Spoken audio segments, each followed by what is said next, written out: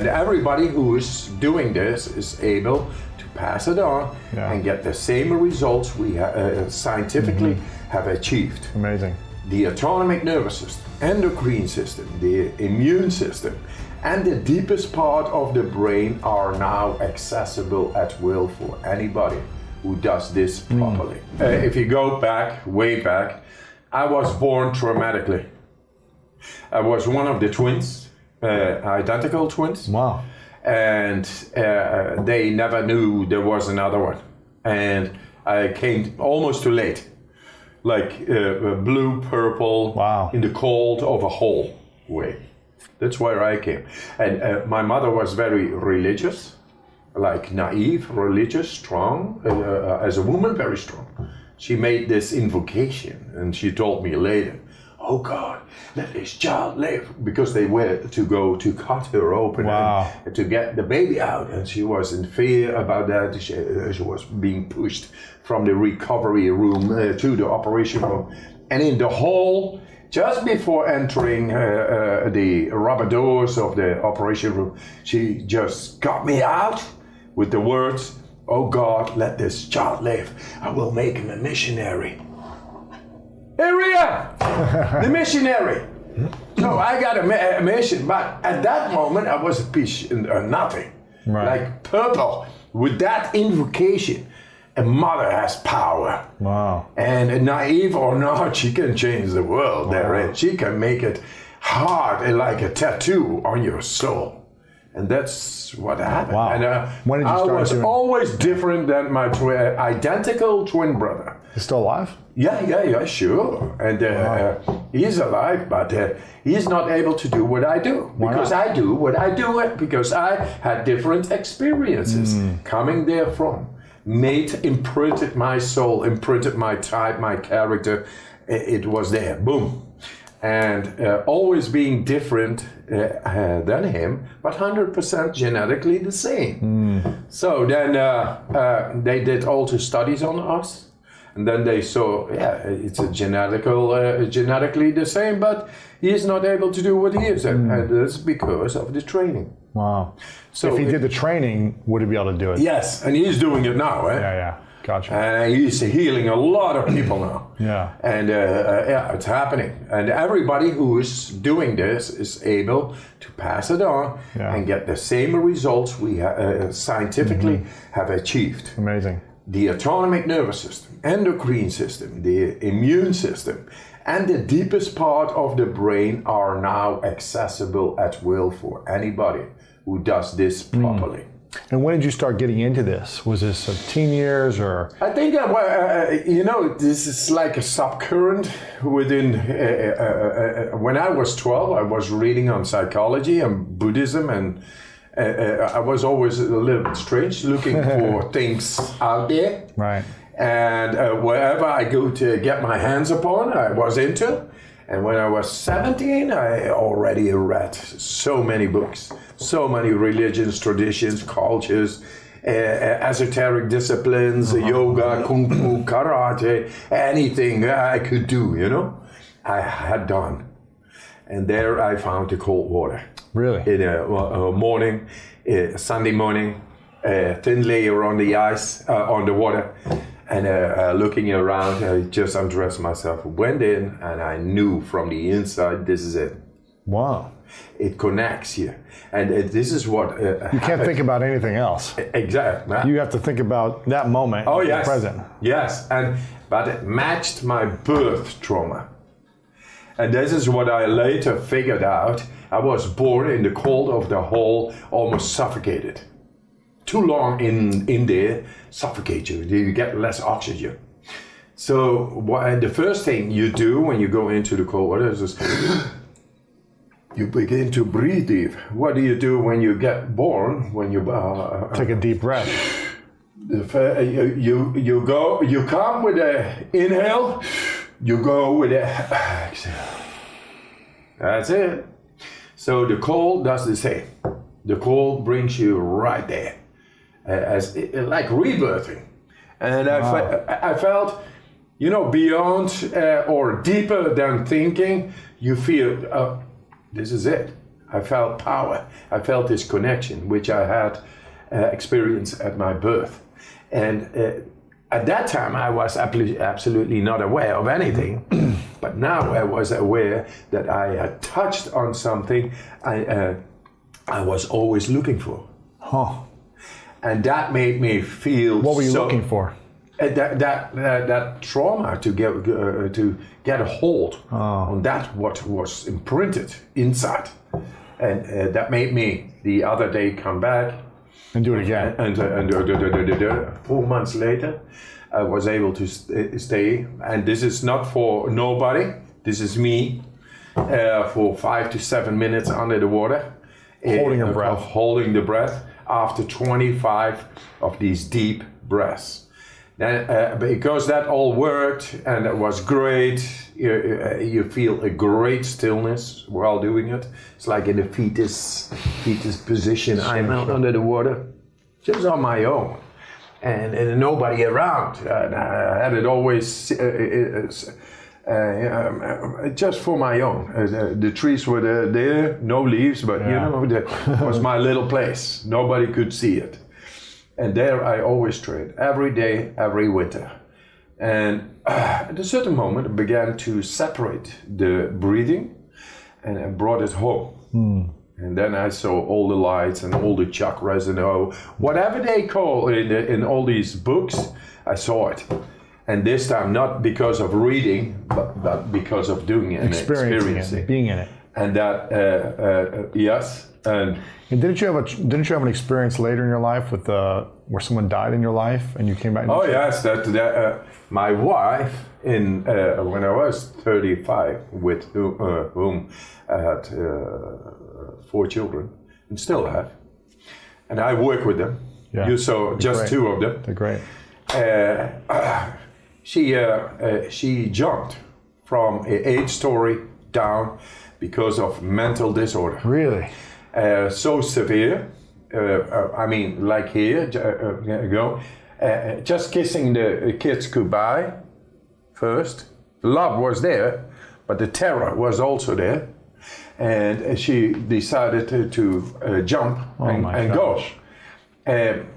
That can be life. That can be terror of life, in life. And a lot of people are suffering in this world.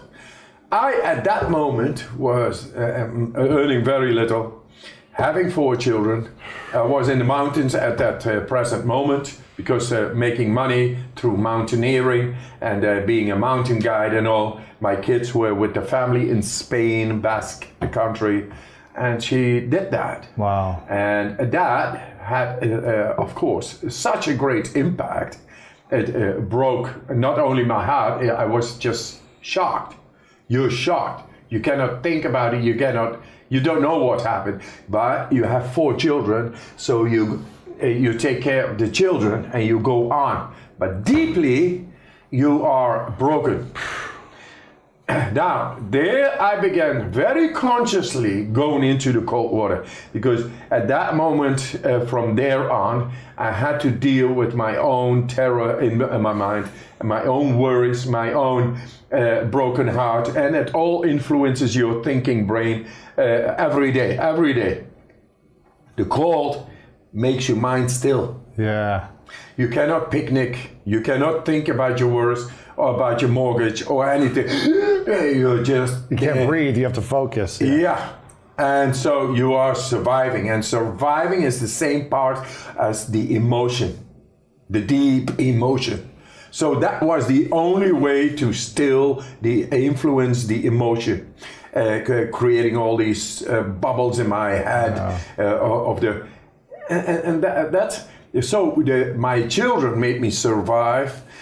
The cold healed me, and now. How long did it take until you started to heal? That took I don't know, 5 to 10 years. Really? To heal the process? Yeah. To get it consciously to my mind. I think it took me like a month to get a hold of this anxiety inside, something like that. And then from there I just kept on doing it, of course. And I loved it as I did it before, but now it had its absolute therapeutic power. Had a purpose too, yeah. Now look at this, Louis. Now we are. This happened in '95. Wow. It's 2018. It's like 23 years ago, and now I'm a dropout from school.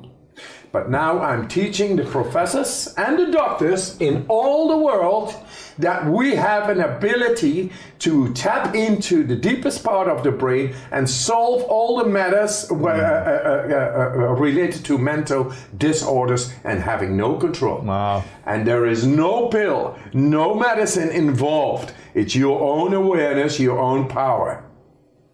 And then you get into the cold and the breathing, and we skip the breathing and the cold at a certain moment. We get in our innate control by our mind, the way the establishment doesn't like it, but the way we should have to confront ourselves with any stressor happening in the world to take care of our beloveds. Yeah. Well, the establishment doesn't like it because it's not making them money. If you solve that is the disease. That is the big disease, though, withholding. And I think making money, very nice, great. But I don't want pills. I don't want medicine. I want happiness, strength, and health. If you are happy, how much money do you need? You see? How much cars do you need? How much of this? If you're happy, you're happy. Yeah. So if you are able to regulate your own mood, and we found the compelling evidence of the key components of the autonomous processes in the brain related to emotion itself. I want it out there. I want professors and doctors, prove me wrong, guys, because we got it proved already in the science, but now we are with the establishment. So the establishment is there, it's very nice, you can make bridges and big buildings and all that and shoot people to the moon. Let's begin and start guaranteeing happiness, strength, and health, because it's there. Boom. Yeah. There, your work and my work collide positively. Absolutely, man. Can we do a 3-minute breathing exercise? Yeah, together, sure. Where you just work with me, guide me, and you tell me what to do. And if someone's watching, and if they only have 3 minutes a day to do some type of breathing exercise or a mindset. You could do, in 4 minutes. 4 minutes, okay. You got a push-up exercise. Mm-hmm. This is what we do. And the push-up exercise vacuums the oxygen out of you. But first we're going to oxygenize. We're going to alkalize the muscle tissue. And thus, when the muscle tissue is alkalized, it is the right chemical environment for the performance neurotransmitter to keep on going. Just to show it to yourself. Besides of that, you get deeply into the autonomic nervous system within 4 minutes. Let's do it. Can we try it? Yes. Let's do it. I'm going to ask you to do push-ups. Okay. Without air in the lungs. Without air in the lungs. Yes. Yes. And that is because before we are going to alkalize the blood. And that goes into the muscle tissue, and that will create the right chemical environment for the neurotransmitter performance to keep on going. Hey, what's the matter? I'm not breathing, got no air in myself, and I keep on going. What is that? That is the alchemist. Okay. That's you. Within 4 minutes, thus, you get so fast in your biochemistry, and you hold your breath, which is consciousness, and thus the consciousness goes into the nervous system, into the depth thought of by science. It's not possible. It's the autonomous nervous system within 4 minutes. Okay. I think you have 4 minutes every day. And you know what? You're going to feel great. Great, nice. So what do I do first? Do we breathe first? Do we do push-ups first? Do we? No. You know how many push-ups you normally do. Okay. Keep that, and now that is your baseline. Okay. And now we're going to do more push-ups without breathing. Is that possible? Hey, be the alchemist. He's going to show. And you're going to feel. Okay. Relax. The relaxed body is able to to store up oxygen. 4 minutes. Huh? 4 minutes. Do we sit or stand for this? Does it matter? Oh, if you stand, you can go directly into push-up exercise. As you wish. As you feel. Relax. Okay, there you go. Fully in. And let it go. Fully in. Let it go. Fully in. Let it go. Get him up. Fully in. Let it go. Keep on going. Fully in. Let it go. Fully in. Let it go. Fully in. Have one thing in mind. You give the best, you get the best. There we are. Fully in. Lightheadedness, loosen the body, tingling, whatever you feel, make it stronger. Breathe into it. Okay, 19, 18. We are energizing the body, alkalizing the body. Muscle tissue is becoming alkaline. Going good. 14. Fully in, go. Fully in, go. Fully in. Go! Get it in! Get it in! Go! 10, 9, 8. There you go! One thing in your mind. Give it all, you get it all. Be a mean machine.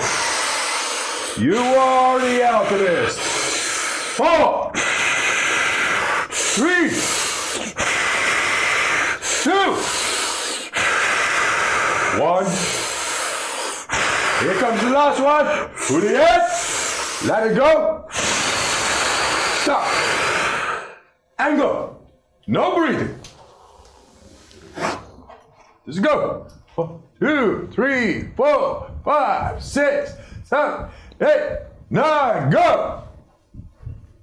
40. 15, 16, 17, 18, 19, no, and the locks. 20, 1, 2, 3, 4, 5, 6, 7. Whenever you feel the urge to breathe, you can take them in and keep on going. 35, 6, 7, 8, 9, 10, 1, 2, 3, 4, 5, 6, 7, 8, 9, okay, 15, right off. Oh man. Well done. This is the way you get deeply into the autonomic nervous system and re-regulate the adrenal axis. It's all happening because he was not breathing and he became vacuum within.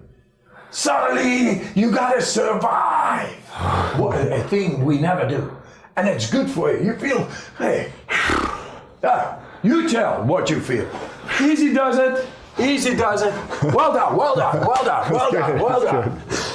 Oh man, I wish I didn't do chest this morning, but I did a full chest this morning. Oh yeah, sure. But it feels good, yeah. Yeah. I was feeling tingly and lightheaded during the breathing. That's good. Yeah. But then I felt like I had a lot of energy when I was when I breathed all the way out. When I was pushing, I felt like I had a lot of energy. That's him. That's him. That's him. That's the alkalinity in the muscle tissue, and the performance neurotransmitter acetylcholine is able to go. And normally, when it becomes sore, acetylcholine is not able to go anymore. And this could be altered for football or anything. Sure. Do you recommend people do that 4-minute exercise every day? Yes. Yes. Would they do Everybody push-ups has 4 minutes. No excuse. Should they do the exercise with push-ups or just the breathing by itself? No. With push-ups, a lot better because you get the shit out of your system. Really? Yeah, I'm sweating. I'm toxifying it, yeah. And you are, the adrenal axis is on, and that resets the body. Yeah. And that means you get into this natural biochemical state. It's like a high. Right on. Yes. First thing I do every single morning is I go in freezing cold water. And I've shared this with many people. It's not because I'm a masochist, but because it moves the lymph of your body, as you well know. And when you jump in, it never feels good to go in, but getting out, you feel incredible. But I do it for a different reason. I do it to train my brain to say, when I say now, it means now. When I say go, we go. I don't stand there because it's cold and go, maybe in a minute when I'm ready. And I think I've shared with you before, I don't think I've ever had a morning I look forward to jumping in that water ever. But I always do it because I've trained my brain. This is how we work. And if you train your brain to do that every single day, then it'll do it on the more difficult and important things in life. But I also I do my priming, I think you're familiar with, which is I do 10 minutes, and I pick 10 minutes because if I said do 20 minutes or 30, I don't have time. But if you don't have 10 minutes for your life, you don't have much of a life. So I do this 10-minute process. And if people want to know it rather than walk through it right now, they can go to TonyRobbins/priming. There's a video, it's free. But the essence of it is I change my body radically, and I do 3 things to make sure that my brain is primed. And what I mean by primed is most people think their thoughts are their thoughts, Lewis, and you and I know better because you and I have read the studies, right? Priming is a psychological principle where you think thoughts and you think they're yours, but very often they're created by the environment. So one example was Harvard has done multiple studies on this, and one of the studies they did was taking people, walking up to people. They hired 2 actors. They walked up to 100 people. They had to do the exact same thing, men and women. And what they did is they'd walk up with a cup of coffee in their hand, and they'd look at you and go, here, would you hold this for a second? And they'd look down and reach in their pocket to pull out their phone. And most people then take the coffee. There's nobody there. You're not looking to give it back, right? And then they do what they're doing on the phone. They put it back in. They go, thank you so much. And they take their coffee back and they walk away. But then about 20 minutes later, if you're at a mall or a school campus or whatever, a person comes by with a clipboard and they give you $20 and they say, listen, I know this sounds crazy, but if you'll give me 30 seconds of your time, the $20 is yours. I need you to read 2 minutes of this, literally this little story, and then just answer 3 questions for me. Here's the interesting part. Half the people have a reaction, more than 80%, and half have a reaction 80% difference. And here's the question. They read the same story, but half the people are handed hot coffee, half the people are handed iced coffee. And the question they ask is, how would you describe the main character of the story after they read a few paragraphs?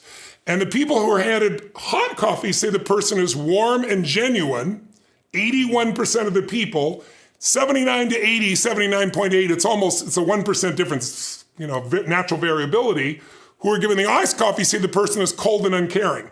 Now, I could tell you 20 studies like that would blow your mind how your brain is conditioned or primed by the environment. And think about all that's gone on with COVID over the last 2 years and how many people's brains live in fear. And in my new health book, I put in there just to remind people with COVID, outside being 80 years old, the number one, or having 4 or 5 comorbidities, the number one factor, 80% of the people die of COVID, 79.8% are obese. That's something you can do something about. The second factor, according to the CDC, is fear. Because anxiety makes people get short of breath, they freak out, and their whole nervous system starts to go shut down. Your immune system can be shut down just by fear alone. And so this experience of life that we have, most people just don't understand that you are being primed all the time. And unless you prime yourself, you're going to be primed by the environment, which most people understand that your brain right now is being conditioned and triggered whether you know it or not. If you're in any social network, it's being done continuously by algorithms. So I want to take control of my brain. So I do 3 quick things. 1, I take 3 minutes of those 10 minutes after I've changed my body, and I focus on 3 different events in my life that I'm grateful for. I usually pick 2 big ones and 1 small one. It could be as simple as a smile on my daughter's face, the wind against my skin. But I don't like, if you've ever been on a roller coaster and you remember the roller coaster over there, it's not the same as remember going over the edge like you're there. So I do it in an associated way. And it changes your biochemistry. Now, it sounds pretty, positive thinky. I'm going to be grateful. But there's a value to it because the 2 emotions that mess up your business, your life, your relationships are anger and fear. And you can't be angry and grateful simultaneously. And you can't be fearful and grateful simultaneously. So by starting my day with that, and it's not some fake pump up positive thinking, they're real experiences. So it literally teaches your body to go in that state, because otherwise the environment we're in right now, there's a whole lot of uncertainty and fear. Then real fast, I do this 3-minute process that's kind of like a blessing. And then 3 minutes, the last 3 minutes are called 3 to Thrive, where I focus on 3 things I want to accomplish, but instead of thinking I want to accomplish, I see, feel, and experience it as done. I feel grateful, I celebrate it, and it trains your brain. So in 10 minutes, I'm done. Third thing that I'll do, I immediately send a message or a text or an audio message to somebody as a sincere compliment. And I don't go, dude, great job, or wow, you're cool. I say, hey, listen, I saw you on Tuesday with those kids, and I saw you take that extra 20 minutes no one else did. And I just want you to know, I saw that, I thought that was incredible. So I'm always very specific so they know it's not just some positive thinking bullshit call, it's sincerely doing it. It makes me constantly look for the good in the people I work with. Fourth thing I do is whatever I don't want to do, the most challenging part of the day. I want to go handle that problem, I want to handle that issue, because after you do that, everything has momentum. So those 4 are my core. Now my workouts, what I've done to be able to have more energy and vitality and strength. I just finished a book called Life Force. Spent 3 years on it. And in there, I give all the details of what to do, depending upon what your goals are and what your direction is, stage of life. Are you looking for more energy or more strength? Are you looking to extend the quality of your life? Are you dealing with a real disease? And I did Money Master the Game, and I interviewed, at the time, 50 of the smartest people in the world financially, Ray Dalio, Warren Buffett, et cetera. This time I interviewed 167 Nobel laureates, scientists, and the greatest regenerative doctors on the face of the earth. So there's nothing in here that's my opinion. It is all science, and it's stuff that you would think would happen 20 or 30 years in the future that's happening either right now or the things that are coming in the next 12 to 36 months that the FDA is currently looking at for approval. I wanted to ask you a follow-up to one thing you mentioned there, which I think a lot of people don't do, which I think you do incredibly well. I've seen you do this many times. You mentioned you reach out to someone, you'll text someone, you'll send a voice note or a video message, or maybe you're calling them or just saying hi to them and telling them you're acknowledging something that they're doing well that you appreciate.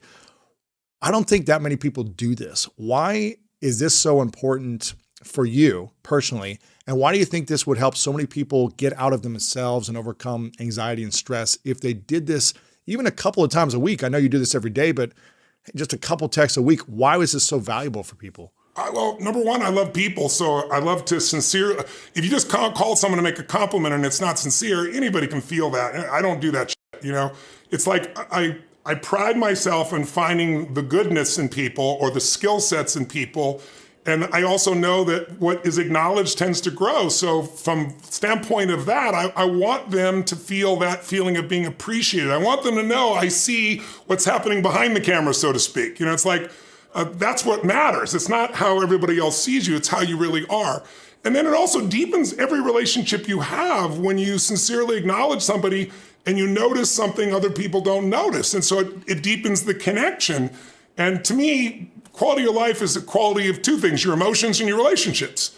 And, if my emotions are terrible, my relationships are going to be terrible. Right. But if I have great emotions and I can extend that out to help other people, then it just makes me feel more alive. So I do it for me and them. It's a virtuous cycle.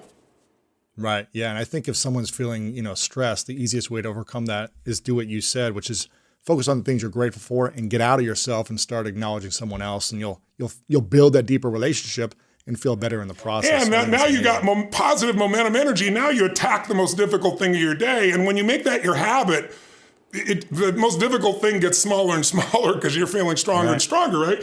And then you have momentum. And so now you'll attack the next difficult thing. And it doesn't even feel difficult at that point. But the whole secret is most of us don't realize, depending on which researcher you buy into, somewhere between 45 and 55% of what we do is habitual. And the great thing about habit is you don't have to think. So I don't know about you, but the first time I tried to drive a stick shift car when I was a little kid, it's like I'm supposed to do this, watch the rearview mirror and it's too much. Yeah. But once you learn it, most of driving, 99% of it's habits, so now your brain is free to do other things. That's the value of making something habitual. The weakness of making it habitual is you don't grow, right? Mm-hmm. The weakness of making it habitual is you don't feel fully alive. So it's like you've got to find that balance in your life. But if you can create habits that make you do the right things for your mind, your body, your emotion, and for others, then let those take over. Then it's like working out. You and I both are workout nuts. And it's like, in the early days, it's hard to work out. At this stage of my life or yours, if you didn't work out or I don't work out, my bet is you'd be pissed off and frustrated, right? You need to work out. It's a part of who you are now. Get more sunlight during the day. Get more sunlight during the day. So tell me about why is it important to have sunlight? Awesome. Yeah. So first thing to understand is that serotonin, right? Serotonin is a neurotransmitter, and it's supposed to be like a feel-good kind of compound. This is why so many antidepressant medications, they're serotonin reuptake inhibitors to help keep serotonin active in your system longer. Here's what's so cool is that serotonin gets converted into melatonin. And we already talked about how important this is. That's the anti-cancer. It's a precursor to that. Right? And so exposure to sunlight boosts your serotonin immediately. But also exposure to sunlight helps to set your cortisol rhythm. So cortisol it's been getting a pretty bad name in the media lately because it's like glorified stress hormone. We've got like 50 hormones, and cortisol is the only bad guy now. But cortisol is incredibly important and valuable. It's just when it's out of balance, it can become a problem. Sure. And so sunlight is clinically proven. I cited one of the studies in the book to help to normalize your cortisol rhythm. Right, so it helps to keep your cortisol lower in the evening if you get sunlight during the day, which will elevate your cortisol. Okay, and cortisol and melatonin have basically an inverse relationship. So when cortisol's high, melatonin's low. Right. When melatonin's high, cortisol's low. So it helps to get that on track again. And it's not like rocket science, like we know that sunlight is valuable to human health, but we've been dissuaded in the media because of, photoaging of the skin and skin cancer, things like that. And I actually talk about in the book and kind of demystify some of that, because then we get into conversation about UVA and UVB and all this stuff. But bottom line, make sure you're getting some exposure to sunlight every day. It's going to help you to sleep better at night. And this can also be through your photoreceptors, so through your eyes as well. And just getting light in the room, natural sunlight, every day, and that's going to help to kind of set your circadian timing. What if in Chicago in the winter and there's no sunlight or St. Louis and there's no sunlight for 3 months? Check this out. So, and I do recommend, and I share some hacks, right? There are light boxes that are used clinically to help to address things like seasonal affective disorder. Okay. Right. There are earbuds that shoot light through your ear canal. Right. Yep. Right. There's visors you can wear, and they're clinically proven to be effective. To help sunbathing in a tanning salon or no? That actually does work if it's the right kind, bulb, the right light. So you need more UVB actually, and really depending on where you are in the world. Pretty much the United States, period, is not getting UVB at certain times of the year. All right, so we want to be proactive with this, but understand it's not just the exposure on your skin is what I'm talking about. Your skin has photoreceptors that pick up light, but just the exposure in your room. All right, so making sure you have an office with windows, access to windows. There was another study done. This is crazy because some people work in like a cubicle dungeon. A dungeon, yeah. And what they found was that office workers who were not exposed to windows actually got 173% less exposure to natural light, and they ended up sleeping 46 minutes less every night as a result of that. And they saw this correlation, which was so interesting. And they reported more physical ailments, less energy, and also a higher propensity towards diseases. Wow. Right? So this is super important, and even getting some exposure to sunlight on an overcast day is like 50 times more valuable than any fancy light you can get exposed to. But those things are great hacks for sure. There's so many things there. Of course.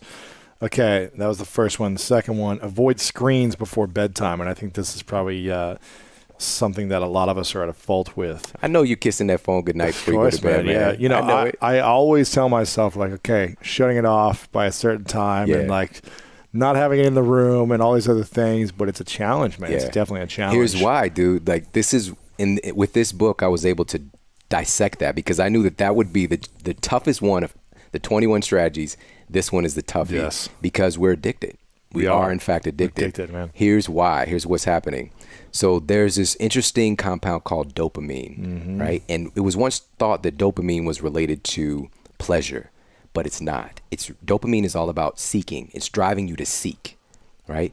And so the internet is perfect for this. because there's infinite seeking. Instagram is perfect for this because you're continuously going and just there's more to see. But every time you find, you get a little hit from your opioid system.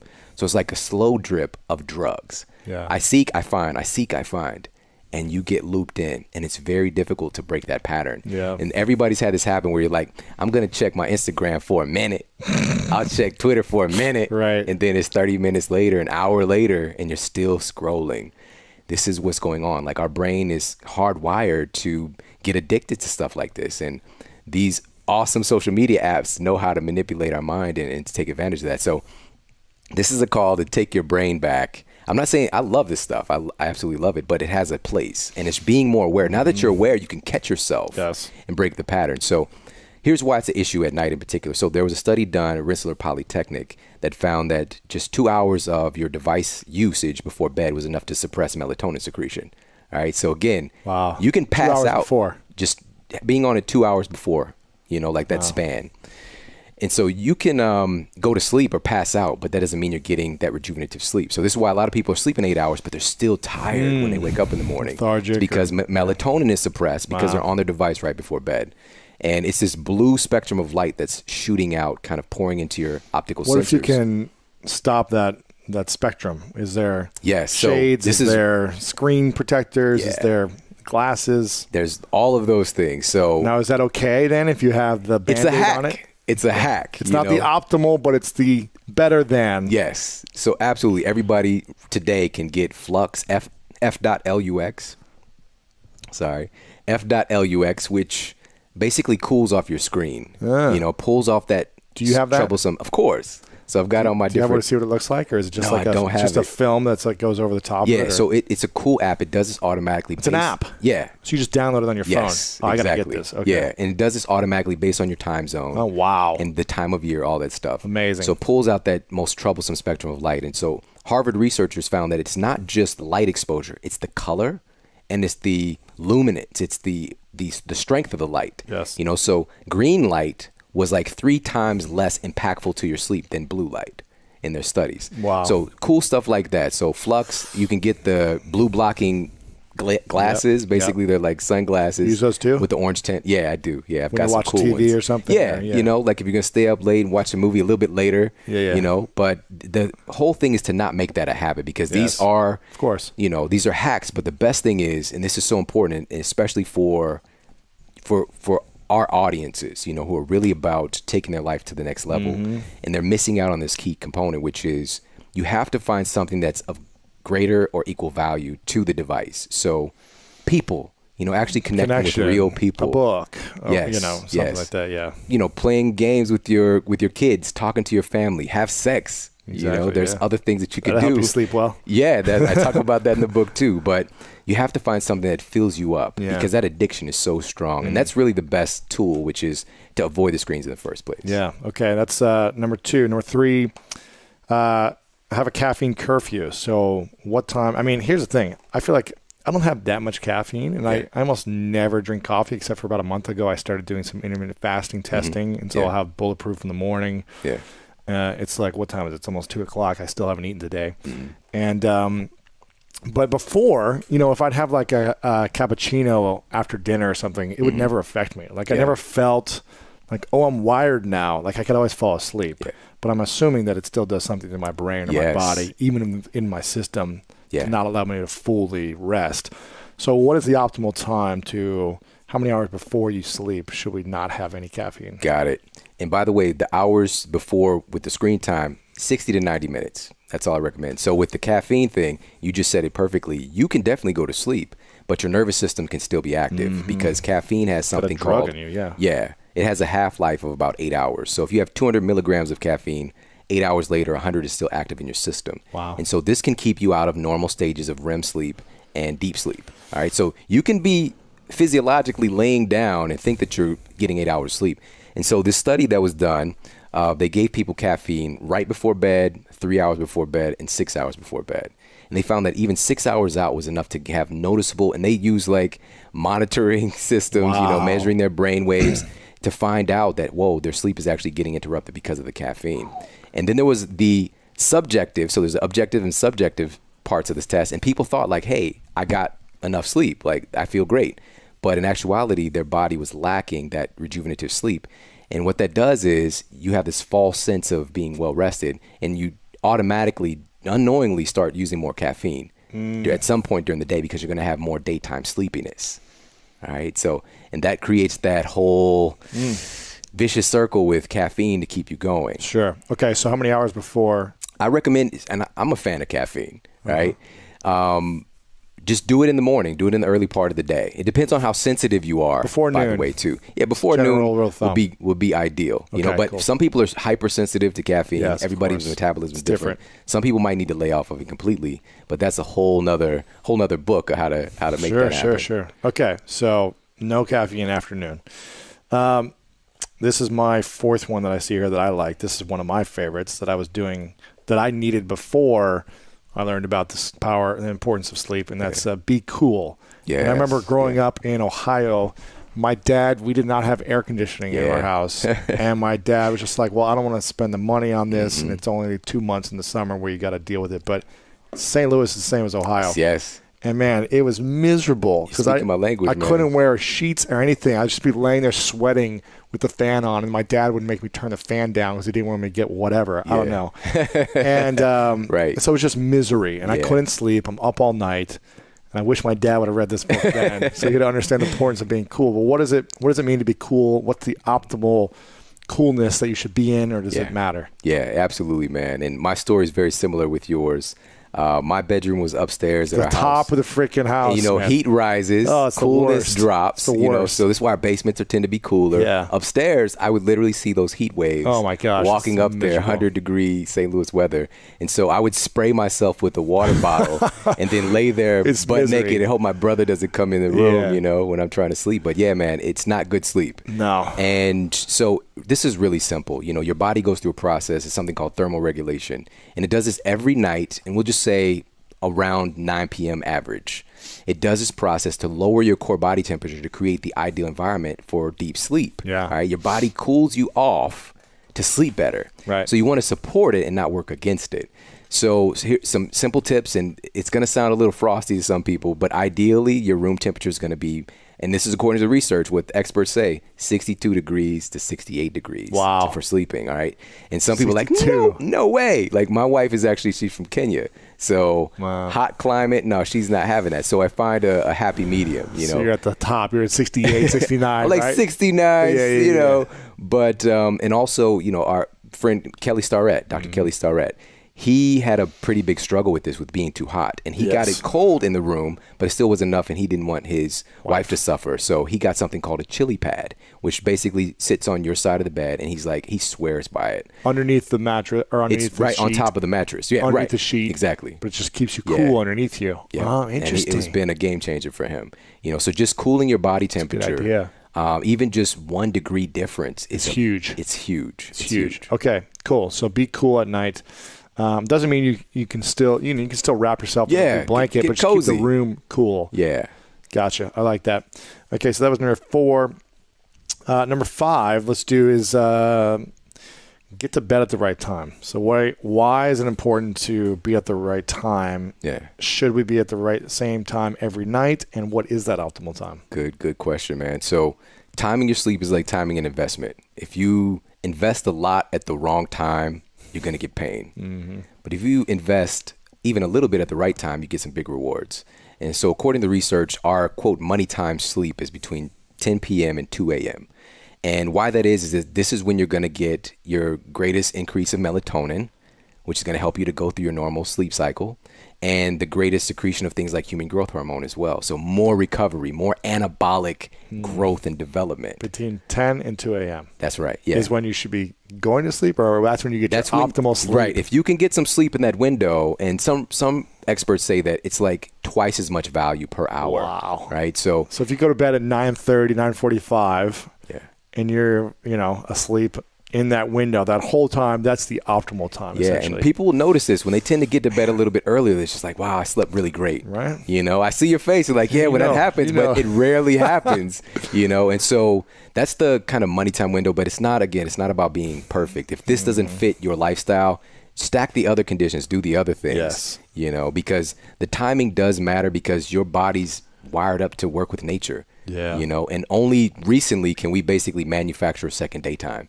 You know, and our systems, our genes are expecting a night cycle for us to get cozy, to get sleep, but we can throw on the, you know, do the laptop lap dance all night long today, you know, watch YouTube videos and Netflix and be on our social media. But our genes are not different from our ancestors even, you know, 100 years ago. How does food affect our brain? Well, I wrote a book about 13 years ago called The Ultra Mind Solution about how the body affects the mind. We often know about the mind-body effect, which is real, but there's also the other direction going on. And it turns out that food is probably the biggest driver of dysfunction in the brain when it comes to mood, behavior, attention, memory. And this is not just sort of hypothetical, but there's a whole department, for example, at Harvard of nutritional psychiatry. There's a whole department at Stanford of metabolic psychiatry. I've had both of them on my podcast, The Doctor's Pharmacy. The doctors from those institutions are talking about the role of food and the brain and the mood. And we see depression, anxiety, irritability, stress. It turns out that when you eat the American diet, or otherwise known as the SAD diet, the standard American diet, that people are damaging their brains in ways that create inflammation in the brain. And we now know that mental illness often is an inflamed brain. You know, when you cut yourself and you get an infection, it's red and hot and sore and inflamed. If you sprain your ankle, it's sore. If you get a sore throat, it's sore and red. When your brain is inflamed, it doesn't hurt. The only way your brain knows how to say ouch is by getting depressed or anxious or angry or irritable or having even more serious consequences. And so the food that we're eating, predominantly the sugar and starch and processed ingredients, additives, the lack of good fats, the predominance of bad fats and refined oils, the nutrient depletion of our diet. I mean, 95% of us are deficient probably in omega-3 fats. 90+% of Americans are deficient in one or more nutrients at the minimum level to prevent deficiency, which all play a role in mood, like folate, magnesium is incredible for anxiety, iron, zinc, all these, vitamin D, all these play a role in the brain function. I mean, you hear about winter blues, that's because of lack of vitamin D. So we know about this intimate connection between food and mood and nutritional status and mood. And the clinical trials have been really staggering, showing that people who eat a whole foods diet and get rid of the junk actually can get rid of depression. I see panic attacks, anxiety disorders often caused by the food we're eating. Just an example, when you eat sugar or starch, your cortisol level goes up, which is the stress hormone. Your adrenaline goes up. So if you eat a bagel or a cookie, your body literally has the same reaction as if you're running from a saber-toothed tiger. Wow. and that can create anxiety. Internally with the insulin spike. Yeah. I mean, you could be totally fine and calm and take 5 deep breaths before your meal, but if you eat all that crap, your brain is going to feel it. Your body's going to feel it. So what happens to the brain when you're eating a bagel or an ice cream cone or whatever it is, and it goes into your gut? Does it send signals to your brain, and then it starts to, what does that do? Is it inflame it in that moment? Does it take time to inflame something? Yeah. So there's a whole cascade of things that happens when you eat mostly the starch and sugar. That's 60% of our diet, right? It's ultra processed food. Mm-hmm. It's the main ingredients of corn and flour and sugar that are in everything. And what happens is you get this spike in blood sugar, which then creates a spike in insulin. At the same time, you get an immediate spike in cortisol and adrenaline. That's the first phase of response. Of course, it affects your liver and screws up your cholesterol and all that. But what happens next is even more concerning. It drives all the available fuel in your bloodstream from all the food you've eaten, sugar and starch and whatever bad fats, it drives it into your fat cells. And it's a one-way street into your fat cells called your adipocytes around your belly, those belly fat cells. Those fat cells, in turn, create a whole series of chemicals, like hundreds of chemicals, hormones, inflammatory markers and messengers, neurotransmitters. It's quite striking when you look at, they're not just like holding up your pants, it's fat there. It's like, it's actually doing stuff. And when you eat in that way, it drives hunger, it stores fat, it shuts down your metabolism, and it literally slows your metabolism. And even worse, it locks the fat cells so that fat can't get out. It's like a one-way turnstile, only can get in. And then on top of that, it releases all these inflammatory messenger molecules. We call them adipocytokines that go to your brain and they create inflammation in the brain. So it's a kind of a downstream effect of our chronic eating this way. If you have one cookie or one bagel, it's not going to kill you, right? But if you're constantly eating this stuff, and we're talking about the average American eats a pound, almost, of flour and sugar a day. Wow. A pound. Like 152 pounds of sugar and 133 pounds of flour. You add that up and and I know I'm not eating that much and you aren't. So a lot of people are making up for the difference. Right. So food affects your mood for sure. Yeah, and not even that. It's not even just, what it was striking, and I don't know if you had David Perlmutter on the show, but he wrote a book called Brainwash, and it really speaks to what happens to the brain when you don't eat real whole foods and you eat too much of this American diet that we're all eating. It disconnects the frontal lobe from the amygdala. Now, what does that mean in English? The frontal lobe is the grown-up, is the adult in the room. It's like you think you're going to punch that guy, but you go, I better not punch that guy, right? It's that adult in the room that sort of is your higher self. And the amygdala is your reptile brain. It's your lizard brain. It's going to just run or fight or flee. And what happens is literally physiologically, these parts of the brain are connected. But when you eat crap, they get disconnected. And so you're constantly reacting from your amygdala with no grown-up in the room, which is why we see this level of divisiveness and hatred. And I mean, just all the upheaval we're seeing in society now. I think a large part of that has to do with our brains being constantly triggered by this reptilian insult that is driving behavior change. And when we look at the fact of other data to support, it's not just a theory. In prisons, if you give prisoners healthy food, swapping out all the crap they eat in prisons, which is pretty darn bad, there's a 56% reduction in violent crime in the prisons. If you add a multivitamin, it's an 80% reduction. Come on. If you look at kids, and this is in juvenile detention centers, they've done clinical trials because these got these people locked up. So it's a really great kind of study. Now, these kind of studies are hard to do because mostly we call them free living humans who don't really behave and they'll do whatever they want. They don't follow the study protocol. When you're locked up, you get what you get, right? And so they took these kids. The environment's the same for everyone. Yeah, all that stuff. That's right. And they took these kids and these were kids who were disruptive, violent, aggressive, oppositional, suicidal. It was by cleaning up their diet and giving them whole foods, there was a 91% reduction in all violent behavior. Oppositional behavior, need for restraints went down. Suicide went down 100%. I mean, it's the third leading cause of death in that age group. It went down 100%. No suicides. And so you see this incredible data that comes from understanding nutritional psychiatry.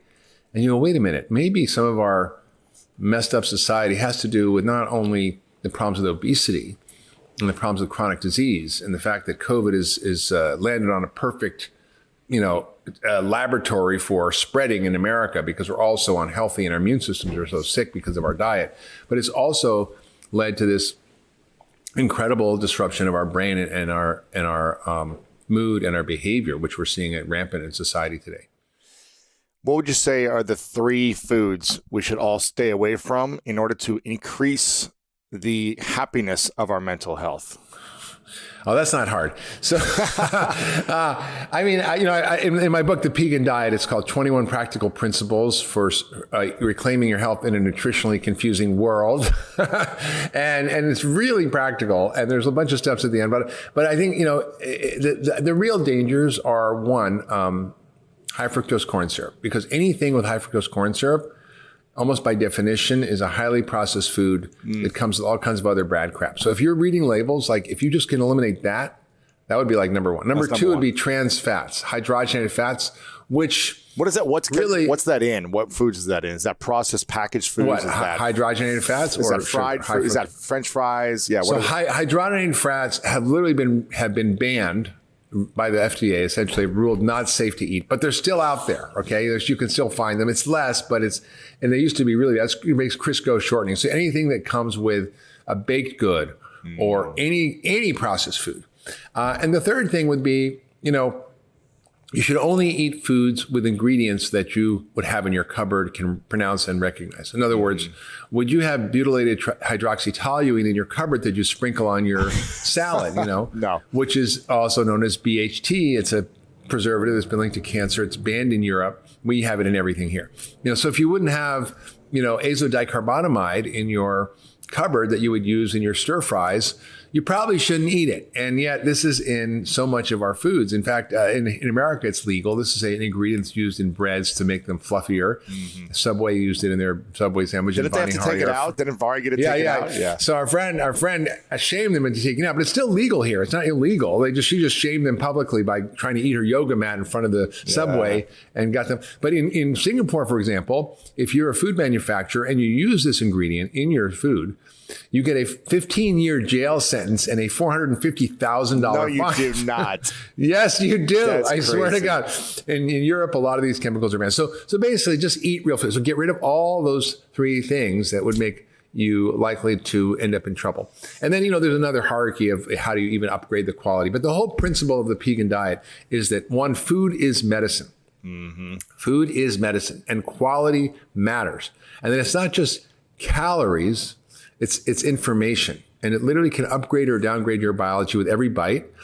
And so when you're putting something in your mouth, you're literally speaking to your genes. You're speaking to your hormones, your brain chemistry, your immune system, your microbiome, your mitochondria. Everything is controlled by what we're eating. So the book is really focused on two key principles. One is food is medicine, and the other is personalized nutrition and medicine. Because, I call it the Pegan diet as a joke between paleo and keto, right? Sure. And I was sitting on a panel with a friend of mine who was a vegan cardiologist, and another one was a paleo doc, and they were just fighting. And I was in the middle, and I felt like a ping pong ball going back and forth. And I was like trying to break the tension a little bit. And I said, hey, if you're a paleo and you're vegan, I must be Pegan. And it was kind of a joke, and everybody laughed. And I was like, whoa, wow, that was good. And then I thought about it on the way home, and basically they're identical except for where you get your protein, animals or grains and beans. They both agree that we should eat whole foods. They both agree we should eat lots of vegetables and nuts and seeds and good fats and get rid of processed foods and low sugar. And even agree that we should not be eating dairy, which is a whole controversial subject, but they're pretty identical. Sure. And so the goal of this book is not to create a dogma, but to create a Big Ten inclusive framework for people to think about food in a different way. So what are the principles of healthy eating that are adaptable to different cultures, different preferences, different belief systems? And I think, I always encourage people to listen to their body, not to dogma. A lot of our nutrition advice is based on, be keto or be paleo or be vegan or be this or be that, be raw. And the truth is, it depends on you. If I do keto, my body doesn't respond great. I mean, I do higher fat, but another person who's a diabetic, they might do great on it. Right. One person on a vegan diet, like Rich Roll, may be able to run triathlons. I mean, just incredible Ironman stunts of heroic effort, but he may be a unicorn, or maybe he's figured out how to do it. And other patients of mine are extremely ill after years of being a vegan because of their nutrition depleted, or they don't have protein, or their body doesn't like it. I just had a patient, for example, this week who was a young woman, 26 years old, who's been a vegetarian vegan. She was basically a vegetable and sugar vegan. And she didn't even like to... So she would eat sugar as well. Yeah. Oh, yeah. Well, a lot of people who are vegan eat sugar because the body starts to crave the carbohydrates and sugar. So it's not uncommon. And so she wasn't overweight at all, but metabolically, she was super unhealthy. She had, acne, and her gut was a mess, and she had very low protein, like very, very low amino acids. She had very low vitamin D, extremely low B12, very low iodine, very low zinc. I mean, she was extremely unwell, and her diet was just so not fit for her. Mm-hmm. So we had to sort of upregulate it and change it a little bit. I had to get her on some different protein shakes, which she needed. I had to upregulate her vitamins. I had to sort of get her off the sugar. I mean, but I think, it takes a lot of work. So the key is, how do you personalize the diet and get away from the basically religious nutrition that we which is either all vegan, vegetarian, keto, or carnivore. Right. There's all these extreme diets, right? Exactly, yeah.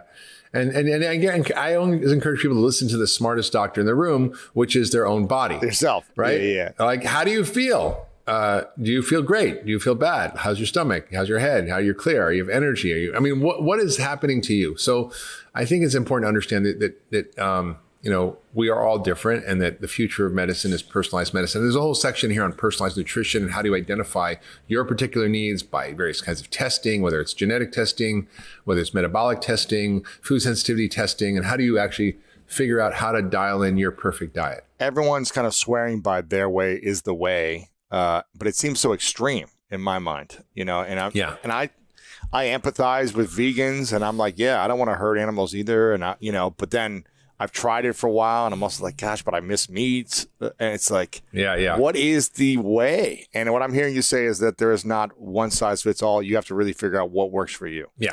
The one size that fits all is quality, is understanding food as information. Just meat, for example. So feedlot meat is an abomination. It's horribly cruel to the animals. It grows the animals in ways that are extremely destructive to the environment by these monocrop corn and soy fields we use to grow feed, the feedlots that produce tremendous amounts of pollution, all the hormones and antibiotics that we use, and the quality of the meat is very different. And so it's basically bad for you, bad for the planet, and bad for the animals. So they should be banned, 100%. Yeah. What would you say are the three things you would keep doing for as long as you could to help you with anti-aging and living longer and staying? Would it be the peptides? Would it be something else? I listen. I think it's like those are like there's the 80 and that's the 20. So that's the 20 is all that fancy stuff, and the 80 is food. Your food and fit exercise. And I've been doing more strength training, and I've been doing more cardio, and I think sleep and meditation. And then the other thing that people often don't think about for longevity is community, love, because love is medicine, just like food is medicine. Absolutely. And I think stress in your heart, you're going to die. I mean, it's going to make you sick. It's really true. And what's really striking is when you look at the data, some of the most potent predictors of longevity is not your diet, actually. It's whether you are socially connected. Mm-hmm. So if you're part of a knitting club or a bridge club or a bowling club, like the longevity numbers just go crazy. And there's a great study that was done years ago in a little town called, I think it's called Rosario, what was it? Rose something, Pennsylvania. And it was basically in a community of Italians from this one little village in Italy that all kind of moved over to this one town years and years ago. And they kind of left their old Italian diet behind and adopted the American diet. But this community was so tightly knit, and there are all different economic spectrums in the community, but they were always there for each other. They would eat birthdays and parties and holidays. There was a sense of connection and love in the community. It was really unique. And what was striking is even though they adopted all the American lifestyle habits, they didn't get the same mortality as the rest of Americans because they had this incredible social fabric that was providing them a foundation of love and connection and meaning and purpose. And what's striking is I just saw an article, even in one of the major medical journals, the Journal of the American Medical Association, that was striking to me because it was so clear that meaning and purpose are also predictive of longevity. So if you have no meaning and purpose in your life, what's the point of being here? I might as well end it. Right, you kind of have nothing to live for, right? So I think it's really quite interesting, and I think we're in this just moment where we're learning so much about medicine and well-being and health, and we are in a massive paradigm shift. That's what functional medicine is. That's what this book is about, The Pegan Diet. It's really a functional medicine view on food and nutrition and health and longevity. You talked about insulin resistance as one of the leading causes of chronic disease today. What is insulin resistance? How do we prevent it? And then how do we treat it? Yes. Well, great question. And I think we hinted about it a little bit before. But, 88% of Americans are in poor metabolic health, right? That's staggering. That's almost 9 out of 10 of us. And that is poor metabolic health means insulin resistance. And I'm going to unpack that in a minute.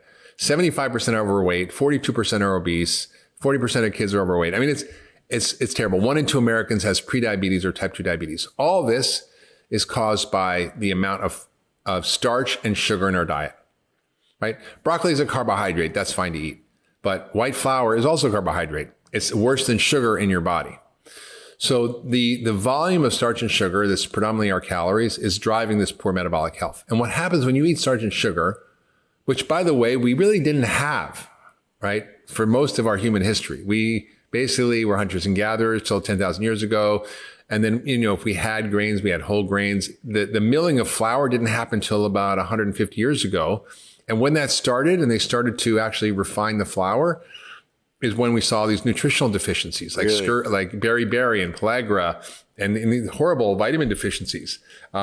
It was really terrible. And they actually, they actually discovered vitamins because they started depleting the food. So when we eat in a way that has all this starch and sugar, it causes our blood sugar to go up. That causes our insulin to respond to try to keep the blood sugar down.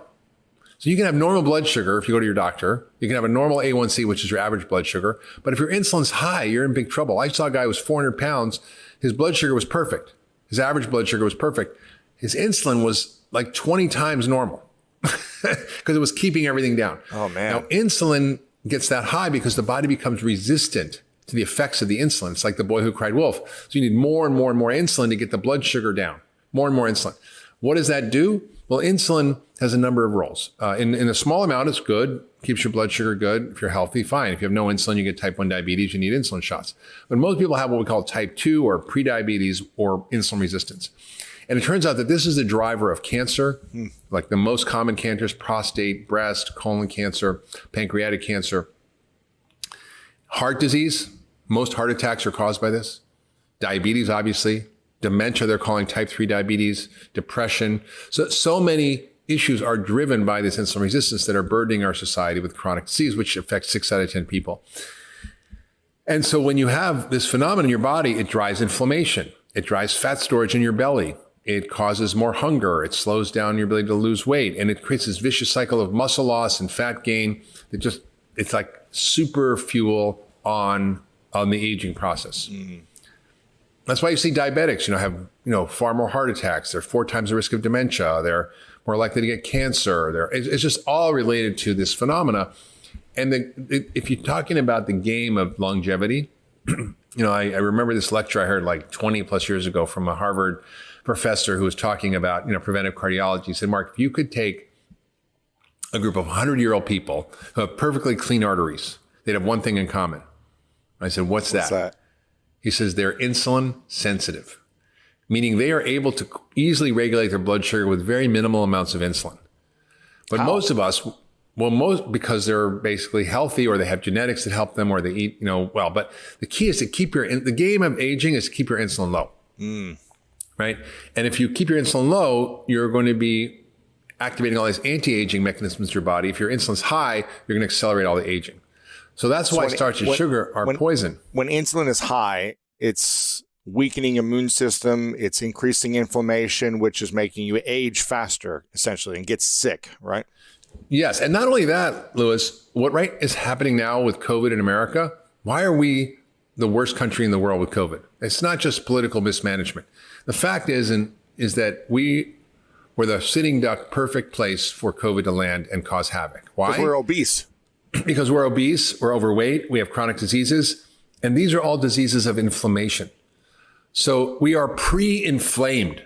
Mm-hmm. And when COVID hits, it's like gas on the fire, right? It just blows up your immune system, which is why you see these cytokine storms and this overwhelming inflammation in the body. It's not the virus that kills people. It's people's own bodies' overactive inflammation because it's primed because of our inflammatory diet. And so nobody's talking about this. I think Bill Maher is the only one I've seen talking about it in the media, who says, hey, guys, the thing we can do, yes, maybe we need to be protecting ourselves and practicing social distancing, maybe getting vaccines. That's a whole rabbit hole we shouldn't go down. But nobody's talking about getting healthy, our diet, yeah, or losing weight, or immunorejuvenation, or even things like vitamin D, which are so cheap and simple. I mean, if I were president, I would literally give free dose of vitamin D to every man, woman, and child in America. Just boom. Give it to them. There's a lot of research showing that vitamin D is defending the body against COVID, right? Yeah, if your vitamin D is low, you're 80% more likely to end up in the hospital and die.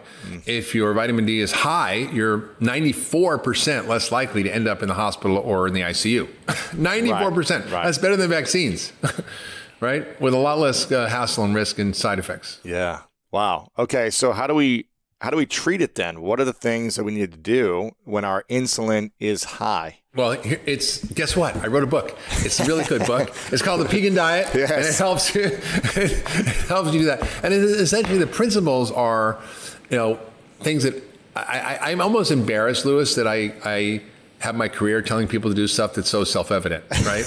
Like eat real food. We all know, yeah. Eat real food. Don't eat crap.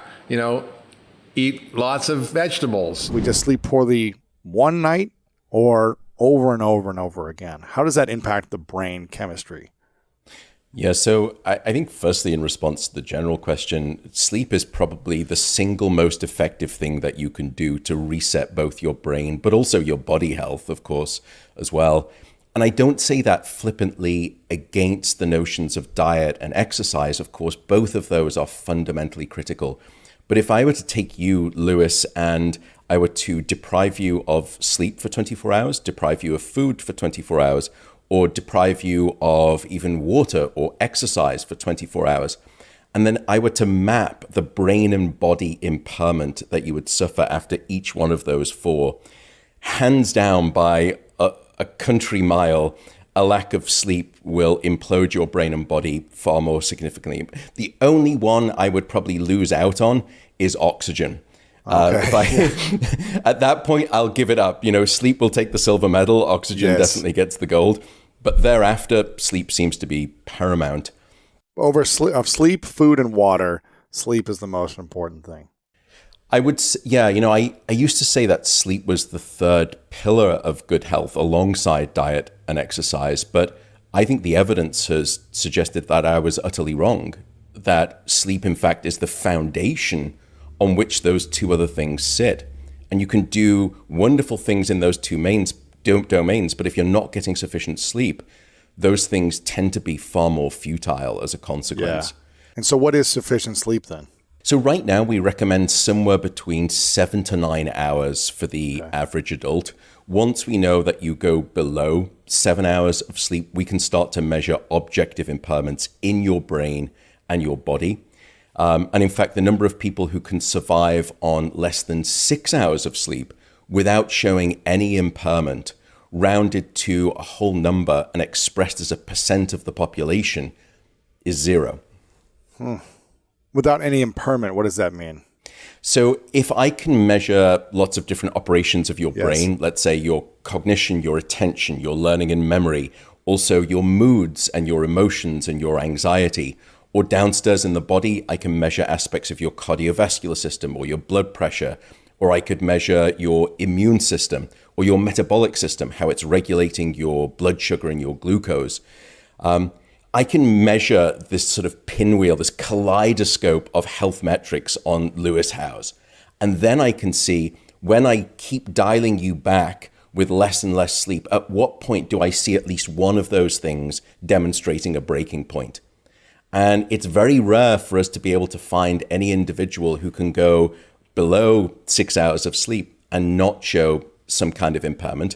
And a great, even frightening demonstration of this, a study took a group of perfectly healthy individuals and they limited them to 6 hours of sleep a night for 1 week.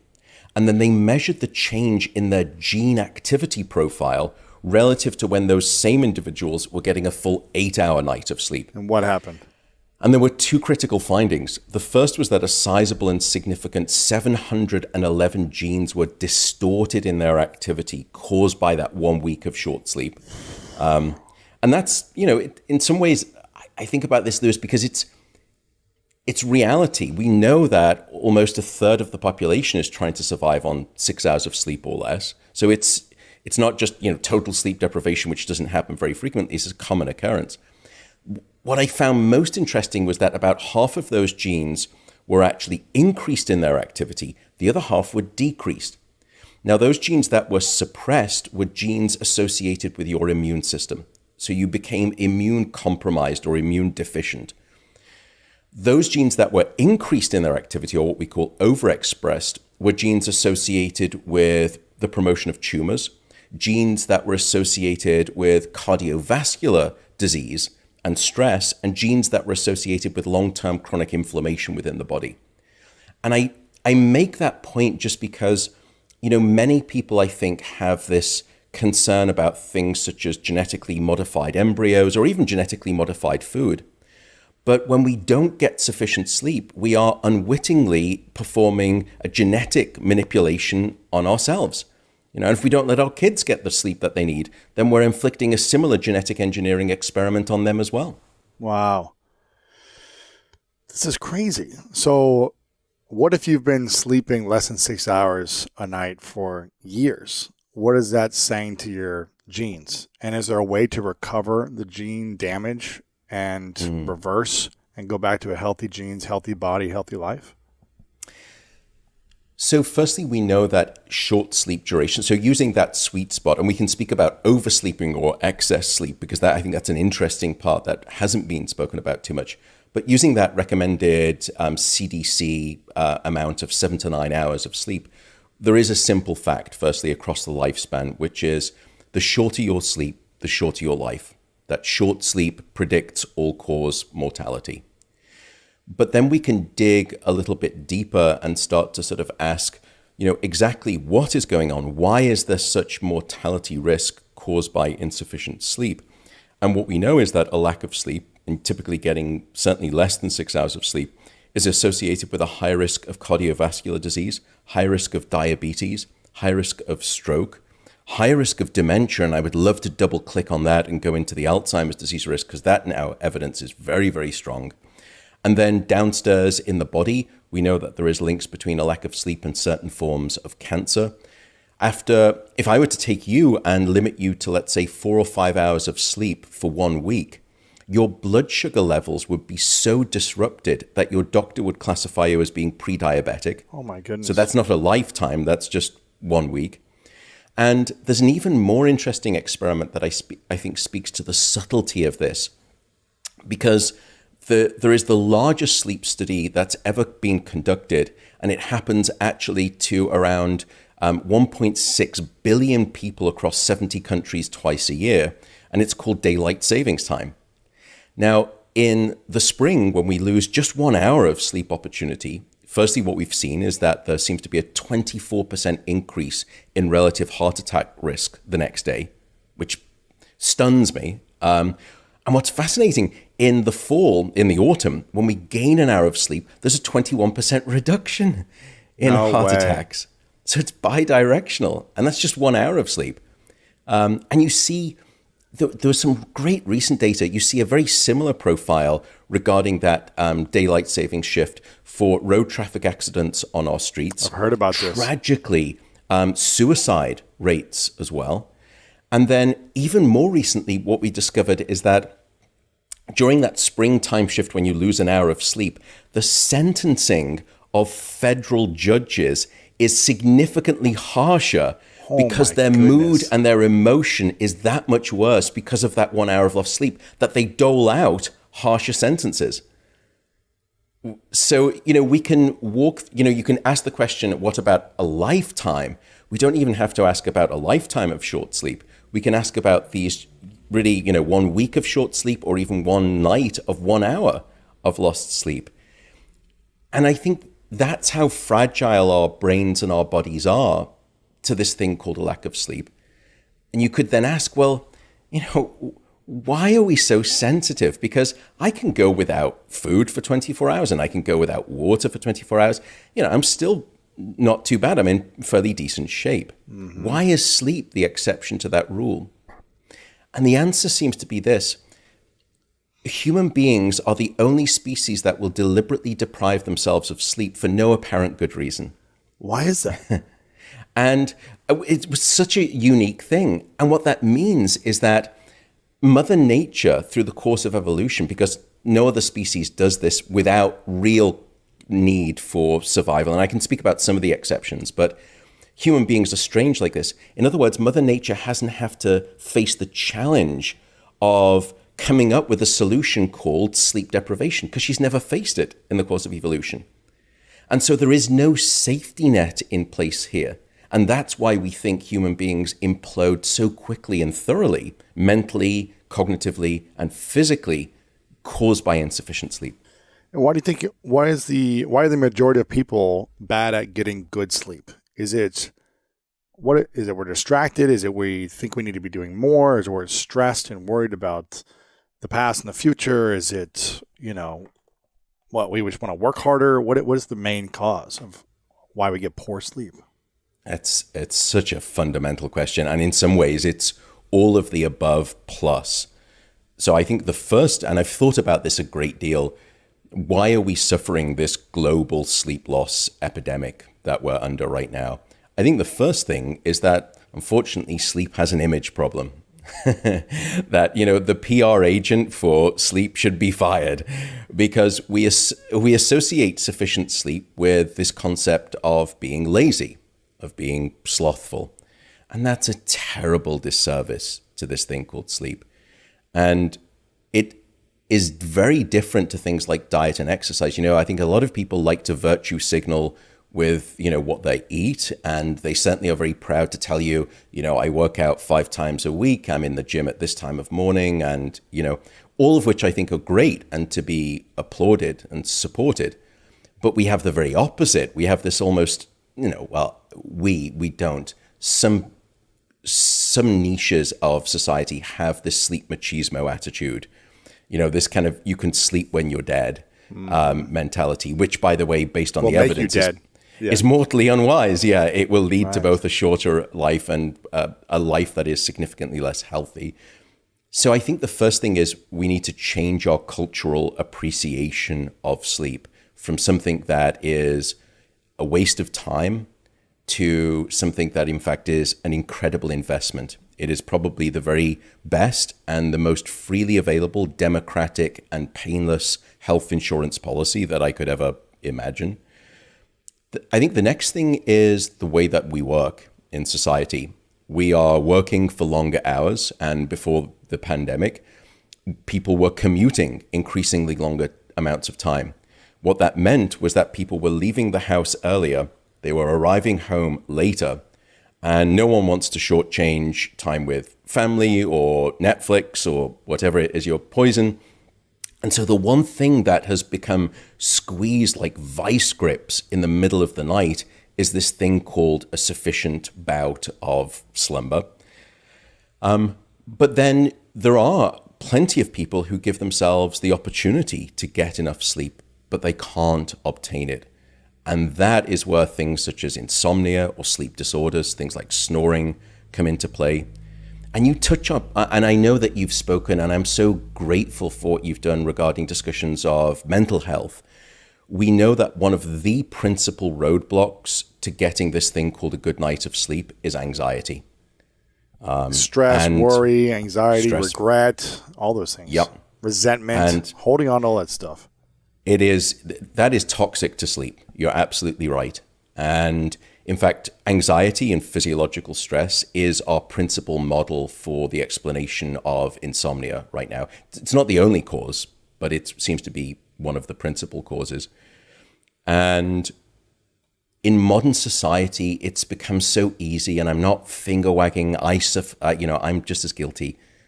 We are constantly on reception, but rarely do we do reflection. And unfortunately, the time when most of us do reflection is when we turn off the light and our head hits the pillow. And that's the last time. That's the worst time. Oh, because I don't know about you, Lewis, but, at night in the dark, thoughts are not the same thing. Concerns become twice as big, or you 10x the size of concerns. I start to worry, I ruminate, I catastrophize. Yet in the light of day, those things seem very different. And so we can speak about sleep tips perhaps later on, but certainly getting right with your emotions and your anxiety is key to good sleep. And that's one of the things that prevents sleep. I also think that there's an issue at the public health level. We've had in many first world nations wonderful government mandates regarding health, regarding drink driving, regarding safe sex, regarding drugs and alcohol, and even food, and even inactivity and sitting. And when was the last time you heard of a first world nation provide a public health message and memorandum regarding sleep? Never. Yeah. And I don't remember one either. Mm-hmm. So from every level at a public health global, government level down to a workplace level, we laud the airport warrior who's flown through 4 different time zones in the past 3 days. They were on email at 2 and then they're back in the office at 6. We celebrated those people. We did, And the funny thing, by the way, is that after about 20 hours of being awake straight, you are as cognitively impaired as you would be if you were legally drunk. Now, I would never, as a CEO say, I have got this fantastic team of people, they're drunk all of the time. But we do say, I've got this fantastic group of people, they just are at it all hours, they are dedicated, they're always working, they spend minimal time sleeping, they're just all out, they love this project. But we've got this strange mentality. And then I think it comes down to, even within schools, we've got this incessant model of early school start times. And super early, isn't it? It's incredible. We got to be there, 6:30 or 7 or something, right? 6:30, 7:30. And that data is actually very powerful. What we found is that when we delay school start times, first, academic grades increase. Wow. Truancy rates decrease. Psychological and psychiatric issues decrease. But then what we also discovered is that the life expectancy of students increased. And you may be thinking, well, hang on a sec, how do you measure that? And the leading cause of death in teenagers 16 to 18 is actually not suicide. That's second. It's road traffic accidents. Really? And here sleep matters enormously. And I'll give you one example. It was in Teton County in Wyoming. They delayed their school start times from 7:30 in the morning to 8:55. By the way, what are we doing trying to educate our children at 7:30 in the morning? No, I can't think. Yeah, I mean, I remember being in school and every day was hard for me. Every day I was tired. Every day it was hard to focus, or I'd be irritable or wanted to jittery or something, but it was so hard to focus. And then you're at lunchtime and then I eat and then I'm tired again afterwards and you want me to focus and pay attention at a desk. It's that right. Doesn't work like that for me, especially on no sleep or very little. Well, for any sort of developing brain, it doesn't work like that. And for some people to make a 7:30 a.m. start time, school buses will begin leaving at 6 o'clock or 5:30 in the morning. That means that some kids are having to wake up at 5:15. This is lunacy. And what we've understood from the academic grades, and I'll come back to the car accidents in a second, when sleep is abundant, minds flourish. And when it's not, they don't. And what we've discovered with the road traffic accidents in Teton County, when they made that shift, the only thing more remarkable than the extra 1 hour of sleep that those kids reported getting was the reduction in car crashes. The following year, there was a 70% drop in vehicle accidents. Wow. And to put that in context, the advent of ABS technology, anti-lock brake systems, that dropped accident rates by 20 to 25%, and it was deemed a revolution. Here is the simple fact of getting enough sleep that will drop accident rates by 70%. So, I need to get off my soapbox, but what I would say is this. I think if our goal as educators is to educate and not risk lives in the process, then we are failing our children in the most spectacular manner with this incessant model of early school start times. Is anyone listening to this that you've been speaking about this to, and they're actually adopting this new model, whether it be work time or school time or just, integrating this? Do you know systems that are integrating this? There have been some, and I think I've tried to do this in the education domain. I've tried to do this within medicine because the way that we train residents is almost inhumane. Actually, it's not almost, it absolutely is inhumane. And the statistics there are stunning as well. And then I've tried to do it in the workplace too, because I do a lot of speaking events at sort of Fortune 500 companies. And at first, I think I took the wrong approach where I was really speaking a little bit more about sort of the compassionate approach, why it's good and kind for people to gift them more sleep. Because I see sleep as a biological necessity. And if it's a biological necessity, then I think it's a civil necessity. And if it's a civil necessity, sleep is a civil right. But what I would say is that that wasn't particularly well received. You know, I'd go into business companies and say, your employees, you know, they're desperate for more sleep. They will be happier and healthier. Or I would speak about medicine, and I would speak about, you know, what it was doing to the patients and the harm, and it would fall on deaf ears. What I then realized is that if you're going to change large organizations, you have to speak in their currency, which is money. Yeah, you need to. And then I would describe the medical malpractice lawsuits that would come and the cost savings within medicine, firstly. And then administration started to change their tune. Because before that, you know, there was almost this old boys network in medicine where we went through residency and it's almost a hazing. And despite armed with incredible data to the contrary, I think the mentality 10 years ago when I started trying to do that was, my mind's made up, don't confuse me with the evidence. Crazy. Why? It's because they went through that themselves, and so they want to pay it back or something. I think so. I think there was some of that. I went through hell, so everyone else has to go through hell. Yeah. Right. It's a rite of passage. You know, if you are tough enough, you'll make it through. It's kind of like boot camp, which I don't think we need to do anymore. And then within business, you could describe, you know, the Rand Corporation did an independent survey a couple of years ago, and what they found was that insufficient sleep will cost most nations about 2% of their GDP, of their gross domestic product. Wow. So here in the US, that number was $411 billion of lost productivity due to insufficient sleep. In Japan, it was $130 billion. My home country, the UK, it was over $50 billion. So if I could solve the sleep loss crisis within the workplace, I could almost double the budget for education in the US, or I could halve the healthcare deficit. So when you speak about money, then people start to listen. So that's how I've tried to communicate. But and I don't think I'm a particularly good communicator, and I've been sometimes bull in a china shop, as I probably have been for the first however long we've been talking. But it's just because I'm so, you know, I'm just desperately passionate about this thing called sleep. And some years ago, before I started I wrote a book, and then I've been doing podcasts. Sleep was the neglected stepsister in the health conversation of today. It was a second citizen. And I was so sad to see the disease, the sickness, the harm, the lack of productivity, the impact on education that a lack of sleep was having. There's an excuse, I'm tired, and then there's a shift in the world. Does the 5 a.m. club shift at this time? Do people say, you know what, let me really take it easy for a few months? Or is that an excuse for too long to get back into your vision? I think that's a profound question, and I would say trust your instinct.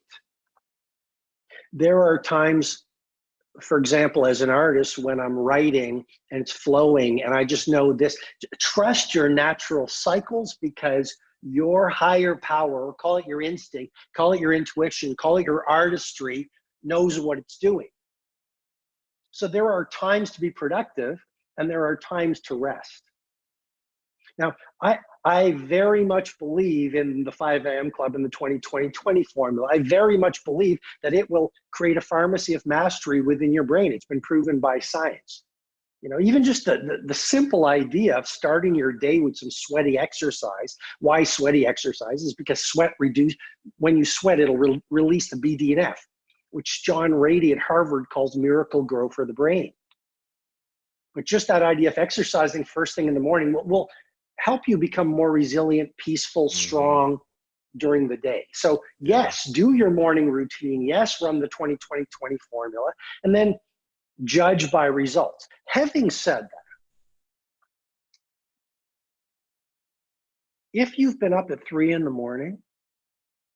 because you've lost your job, because you're just picking up on the energy of the world right now where there's so much fear, you're dealing with COVID, or you have a family member you've lost as a result of the pandemic. Self-love, personal care requires that you rest, recover, and do what you need to do. And I think, you know, that's one of the things, I say this with great respect, but when I read the books or see people saying, you must be like a robot and follow a morning routine or a nightly ritual or whatever your best habits are, I believe there must be room for the hard seasons of life. Mm-hmm. And, you know, when my heart has been broken, when I've gone through my periods of suffering, I haven't been as disciplined. I haven't been as rigorous. Mm-hmm. I've had the inopportune pizza night, you know. And here's what I would also say is my ego, because a bad day for the ego is a great day for the soul. My ego says, Robin, you're not being productive. You're not on your A game. You're not a warrior. But you know what I've realized? I might not be creatively productive according to the definition of society during those cycles or seasons of suffering. But am I not spiritually productive? Am I not emotionally productive? Mm. I mean, when does a human being crack the shell of the ego that covers their hearts and learns the human virtues? I mean, Nelson Mandela learned how to be Nelson Mandela in his Robben Island season. Yeah. And so I think we learn honesty and compassion and vulnerability and creativity when things are falling apart, not when they're not in the seasons of sunshine. Yeah. And I look at life in terms of sports analogies. And so for me, there's 4 seasons in, you know, I guess the seasons of the year, but then also in sports, there's really kind of 4 seasons as well. There's the preseason to prepare you for the season. And then there's the playoff season, which is where you're hustling, you're all in, you're only thinking about one thing and you're focused on that energy and you're not burning the candle on both ends, but you're all in on that thing and less on everything else. And then there's the postseason where, okay, the championship is done or that season is done. And now we have the postseason, the time to reflect, the time to reevaluate our goals, our life, what worked this last season, what didn't work. Do I need to tweak my routine? Do I need to, you know, be in different relationships? Who do I need to bring into my circle? What do I need to eliminate in my circle? So I look at life in terms of, you know, sports seasons, just because that's how I've lived my life. But I think if we can do that, then you're going to have time to rest and reflect, and you're going to have a balance in that kind of seasonal progression of life where it doesn't have to be robotic every single day, you know, for 20 years or the rest of your life. So at least that's the way I look at it. You know, I think rest is a secret weapon. There's a line in the 5M Club, which is rest is not a luxury, it's a necessity. Mm-hmm. One of my favorite authors is Haruki Murakami, the great Japanese novelist. And he said, when I'm not writing the book, I'm writing the book. I mean, you're an author, but it's not any creative, any productive.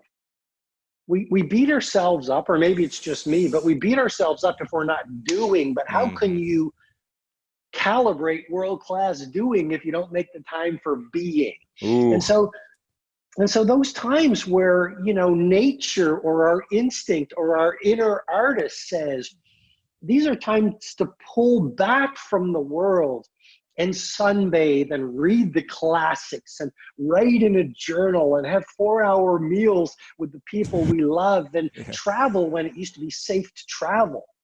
Those are not times to feel guilty. John Lennon said, time you enjoy wasting is not wasted time. And so what I've realized is the greatest productives, the greatest artists, the greatest thinkers, the greatest heroes, they were cool with rest and recovery. Mm-hmm. They understood that elite performance is not like a marathon, it's more like a sprint. And the Energy Project, to give credit where it's due, they've evangelized this, you know, when they talk about energy. It's, you know, the greatest productives work in sprints versus marathons. And so all I'm saying is, you know, you're right. Like life is a series of seasons, and enjoy the seasons. And that's what's going to actually allow you to play the game for a long time, but also do your greatest work. I mean, my instinct now is I'm about 3 weeks away from submitting this manuscript on the new book. And my instinct is get into another book. And this morning I realized I'm going to take next year. I'm going to have great conversations. I'm going to travel. Hopefully it'll be safe to travel. I'm going to enjoy the fruits of my labor and enjoy life. And that's going to be incubation for the next book after this. What about prevention? What are foods that can prevent cancer? Well, it turns out that 2 apples a day actually can lower the rate of lung cancer and colon cancer. Why? Because there are natural substances in apples like quercetin.